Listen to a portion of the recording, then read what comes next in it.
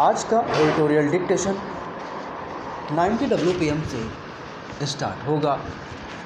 5 second बाद dictation start. आधुनिक मनोविज्ञान मानता है कि कोई भी जीव बिना कर्म किए नहीं रह सकता। जीवित रहने के लिए प्रत्येक जीव को कर्म करना होता है। कर्म से प्राप्त ज्ञान को वे नवीन परिस्थितियों में प्रयोग करते हुए अपने जीवन व्यवहार को संचालित करते हैं। हर कार्य ज्ञान के लिए नए विकास का आधार बनता है। पशुओं के लिए यह केवल बाह्य गतिविधि मात्र है, वही मनुष्य के लिए विवेक और आत्मबोध जागृत करने वाला है। गीता में भगवान श्री कृष्ण ने कहा है कि कर्म अंततः ज्ञान में ही समाप्त होते हैं।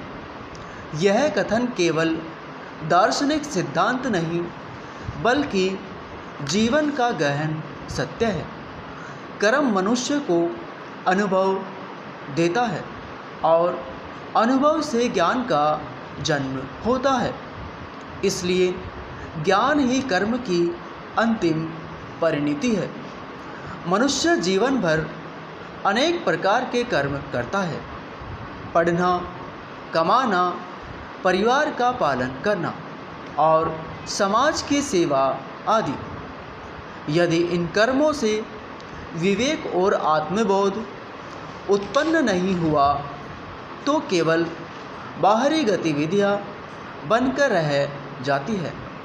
हालांकि जब कर्म निष्काम भाव, ईमानदारी और जागरूकता के साथ किया जाता है तब वही कर्म मनुष्य के भीतर ज्ञान का दीप प्रज्वलित करता है।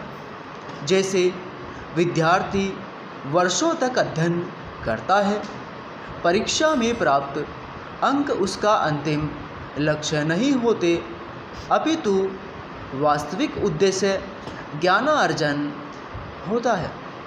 उसी प्रकार किसान का परिश्रम केवल अन्न पैदा करना नहीं बल्कि प्रकृति के नियमों को समझना भी है। हर कर्म अंततः मनुष्य को किसी न किसी सत्य का बोध कराता है। यदि जीवन की भागदौड़ में कर्म केवल प्रतिस्पर्धा, संग्रह और अहंकार तक सीमित रह जाए तो वह बंधन बन जाता है। परंतु वही कर्म जब आत्मविकास, लोक मंगल का माध्यम बनता है तब वह ज्ञान की ओर ले जाता है। इसलिए कर्म और ज्ञान परस्पर विरोधी नहीं बल्कि एक दूसरे के पूरक हैं। कर्म साधन और ज्ञान उसकी सिद्धि।